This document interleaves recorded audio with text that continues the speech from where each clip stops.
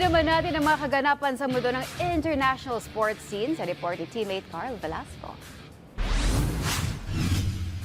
Arestado ang ama ni Boston Celtics guard Jaylen Brown na si Quentin Brown matapos kasuhan ng attempted murder nitong nakaraang Biyernes. Yun ay matapos ang isang alitan na nauwi sa pananaksak sa isang parking lot sa Las Vegas, Nevada, kung saan ayon sa Las Vegas Metropolitan Police, naglabas umano ng patalibang 57-year-old at paulit-ulit sinaksak ang biktima. Agad namang sinugod sa ospital ng lalaki na ngayon nasa kritikal na kondisyon matapos magtamo ng ilang saksak sa dibdib at ilang bahagi ng likuran. Nagtamo rin ito ng sugat sa kanyang kaliwang kamay matapos pigilan ang ilang saksak. Kasalukuyan naman nakapit ang ama ng NBA star sa Clark County Detention Center sa nasabing syudad. Sa ngayon, wala pang pahayag ang Celtics ukol sa nasabing kaso. Sa balitang basketball pa rin, hindi na parte ng isang federal gambling investigation ng free agent guard na si Malik Beasley matapos maglabas ng pahayag ang kanyang mga abogado nitong nakaraang Sabado.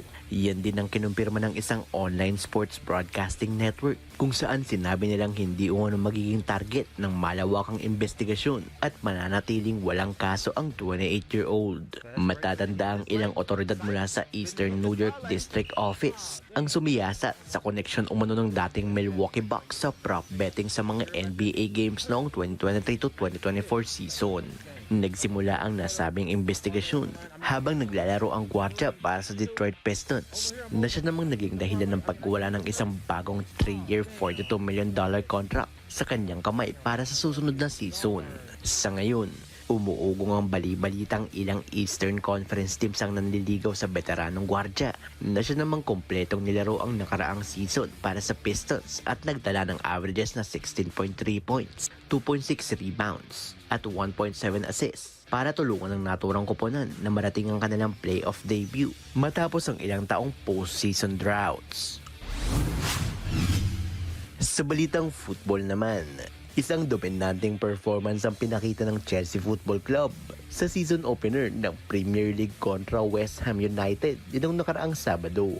Isang 5-1 football mastery ang ginawa ng London-based squad kung saan 3 sunod-sunod na goals ang pinasok ng Pensioners sa unang yugto ng laban matapos ang buena manong goal ni Lucas Paqueta ng West Ham sa 6-minute mark. Hindi na muling umiskor ang Hammers at hinayaan ng lumobo ang kalamangan hanggang matapos ang laban.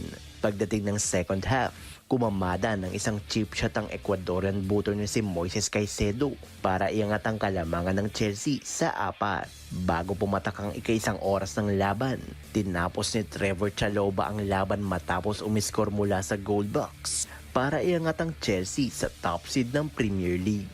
Sunod na makakalaban ng Blues ang kapitbahay nilang Fulham sa darating na August 30 na gaganapin sa Stamford Bridge sa London sa Inglaterra. Carl Velasco para sa Pambansang TV sa Bagong Pilipinas.